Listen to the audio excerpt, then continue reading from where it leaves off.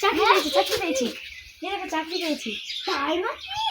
মাসে কত টাকা মাইনি? মাসে 40,000 টাকা মাইনি। তাই না হলে আমার হ্যাঁ দেখো, আমি তোমার জন্য শাড়ি মাড়ি অনেক কিছু কিনবো, হবে?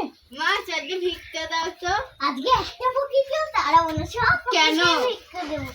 কারণ আজকে আমার মেয়ে চাকরি পেয়েছে, মাসে 40,000 টাকা মাইনি।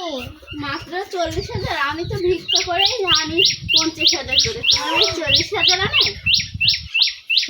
তাই নাকি? চলো চলো ভালো করে ভিক্ষা করো। গুরু যা বলবে তাই ভিক্ষা করবো। গুরু আশীর্বাদ কর দাও। হ্যাঁ আশীর্বাদ। ঠিক আছে মা, তাহলে গেলাম। ভালো ইনকাম করি।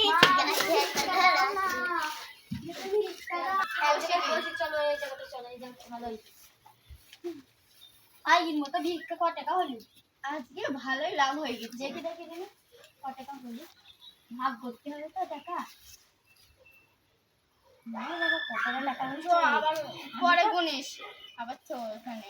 আমি তো মাইনি, আমি যা মাসে রোজ করি তার থেকে তো বেশি। চলো চলো, হেঁটে দাঁড়াও না, কোথাও যাবা না, আমি ভিক্ষা করি না। সেই মা গো, দুটো ভিক্ষা দাও।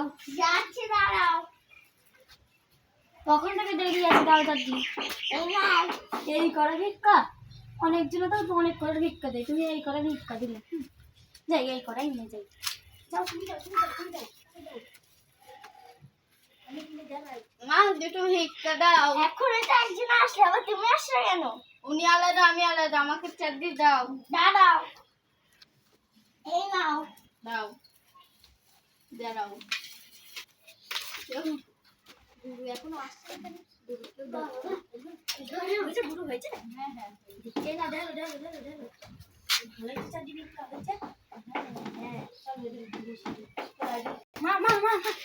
এই দেখো কতটা টাকা, এবার আমরা বাড়ি ঘর সব করবো। হ্যাঁ, কাল থেকে প্রতিদিন যাবি। এর থেকেও বেশি টাকা হতো, আমরা চলে এলাম বল তাই। হ্যাঁ, কাল থেকে আরো ভিক্ষা করে নেই। কত টাকা মা, অত কারণ গজগজ করবো না, টাকা টাকাগুলো রেখে আসো, না বলে দেখে ফেললে আবার বলবে এত টাকা কোথা থেকে পেলো।